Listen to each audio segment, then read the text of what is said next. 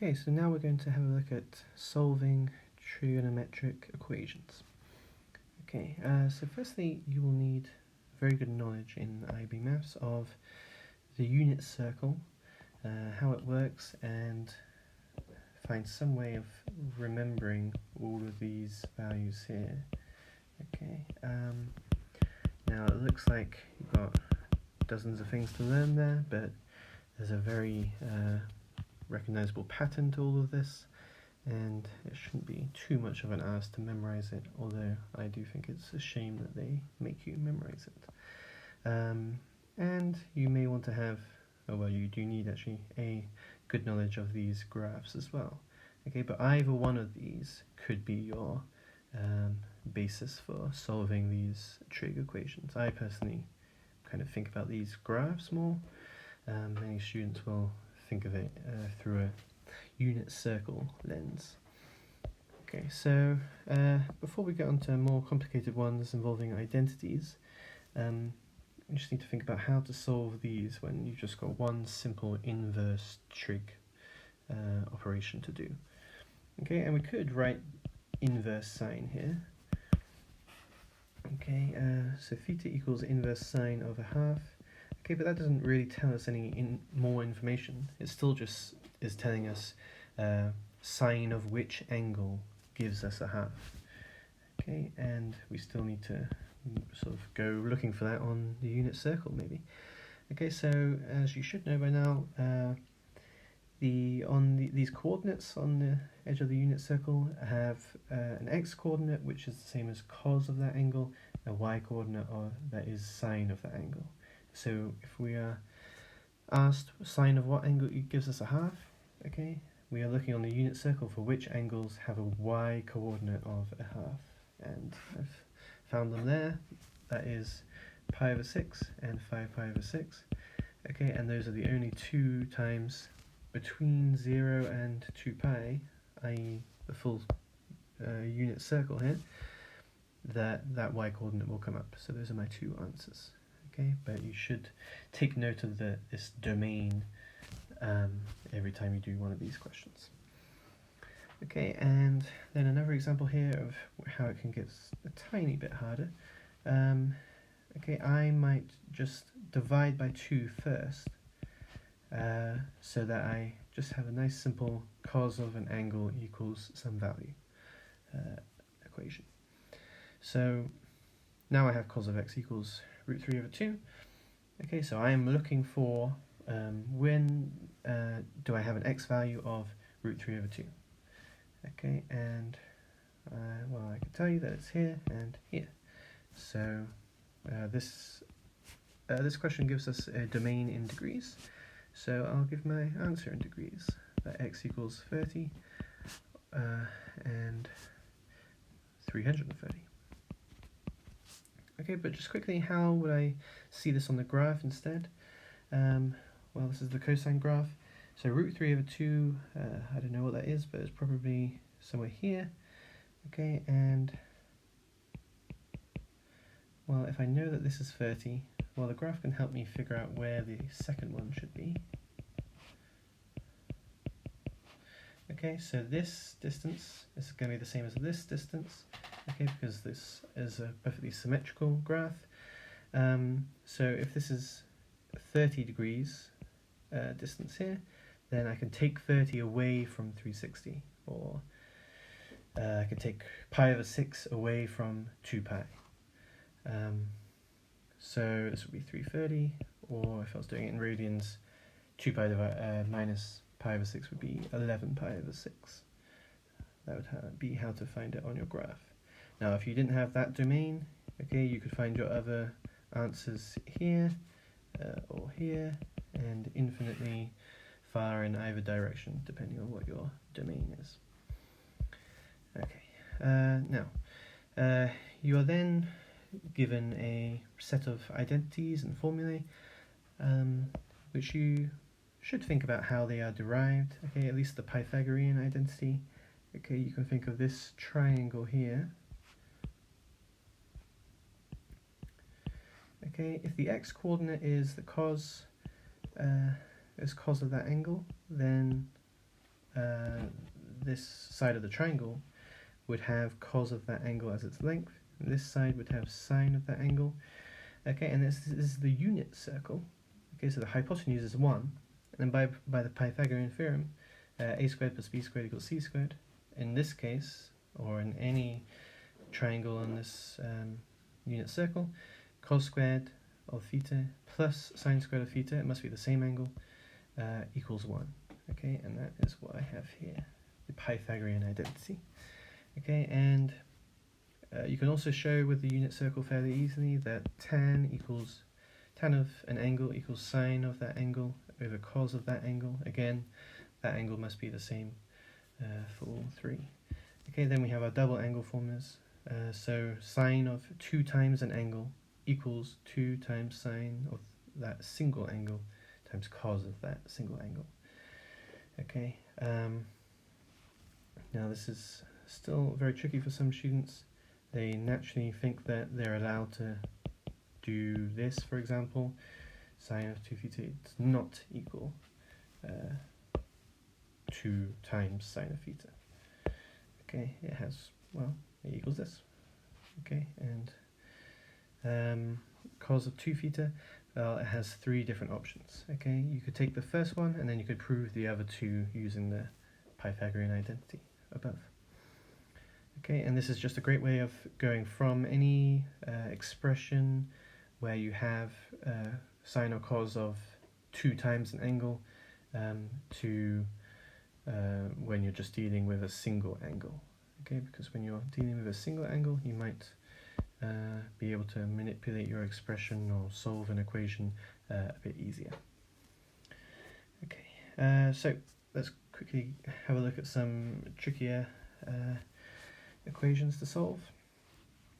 Now here, this one's a bit of almost a trick question, because you probably should be thinking this is some kind of use of the double angle formula, but it is not actually. We can simply leave the 3x here and do inverse sine of both sides, and now I'm just doing inverse sine of -1, and I'm just going to leave 3x here for now. Inverse sine of -1. Okay, when does sine equal -1? Well, at minus pi over 2, 3 pi over 2,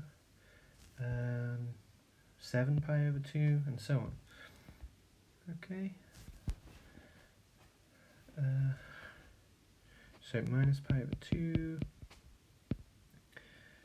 3 pi over 2,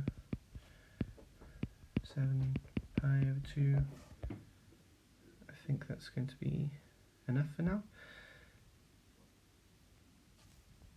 Maybe one more, 11 pi over 2. Now notice that I was not considering the domain yet because we are not finished. In fact, I shouldn't have just written these results. I should have written that 3x equals all of these things. Okay, and we are looking for x, as we are with any equation. So to go from 3x equals these things to x equals, well, we divide both sides by 3, okay, as we normally would, except we just have 4 different things on the right-hand side.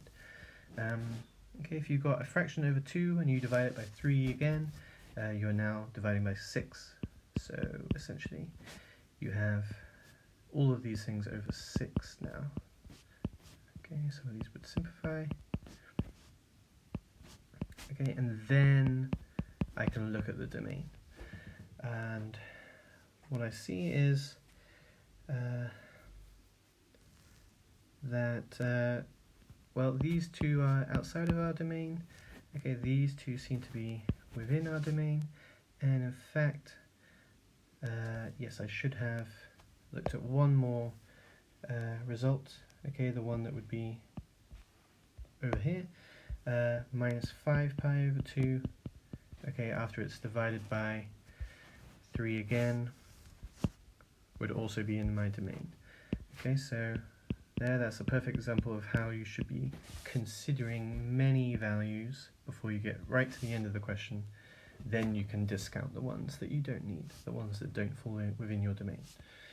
Okay, do not do that before, because you will miss answers that after being divided might subsequently fall within your domain, like I just did.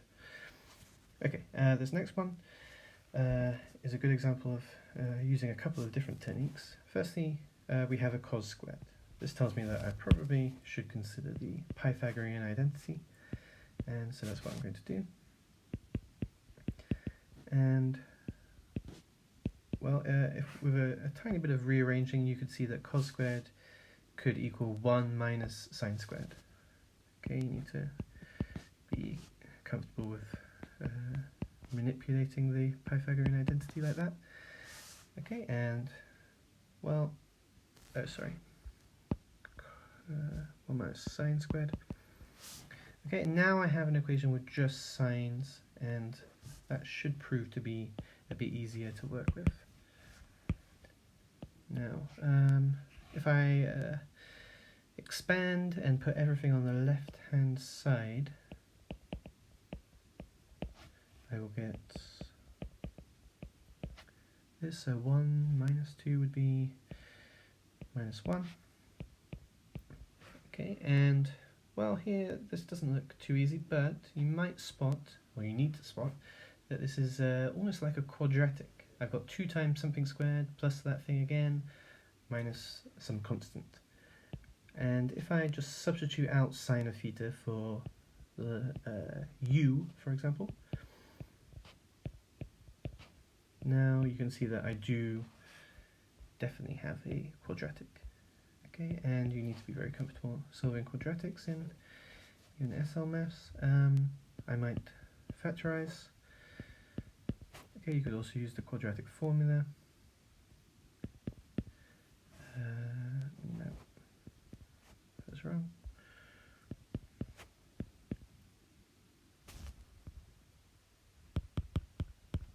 No, I was right the first time. I'd factorize like this, and u would equal minus a half or minus 1. Sorry, 1/2 or minus 1. But actually, it's not u that equals a half or minus 1, okay, because u is actually what we substituted out for sine of theta. So we can substitute that back in now. Okay, and now we're just solving when sine of theta equals a half or when it equals minus 1. We just did when sine of theta equals a half above, so I'm not going to go through that again, but that equaled pi over 6 and 5 pi over 6, and this is the same domain as before. Okay, but you need to be able to find multiple answers for multiple values that you're doing inverse sine for. So I've got 2 values here, okay, and for each of them I could have multiple answers. Okay, then when does sine equal minus 1? Well, we kind of saw this above as well. The only one within our domain is 3 pi over 2. Okay, so all 3 of those would be valid results. Then, finally, how we might see the double angle formula used, just in one case. Well, I want to prove that this whole thing on the right-hand side equals 1. Okay, so I would like to just work on either the left-hand side or the right-hand side and not touch the other side if possible. Okay, and well, I've got lots of things here that I have formulas for. So tan I could change to sine of x over cos of x. Sine of 2x I could change to this.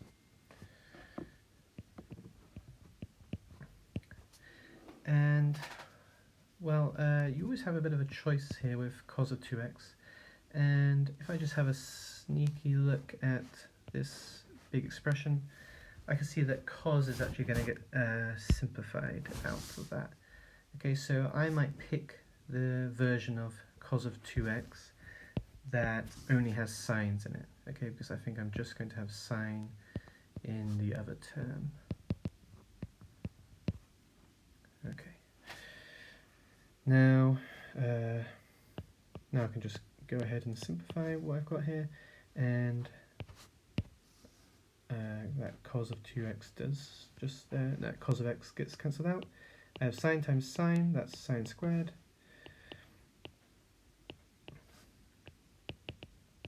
And here I just have a very simple subtraction that simplifies. And I get left with 1 equals 1, and this has been proven. Okay, there are many other ways that these identities might be used, and different types of equations that you need to be able to solve. You should seek out many other examples really. It's quite hard to cover every eventuality in one video.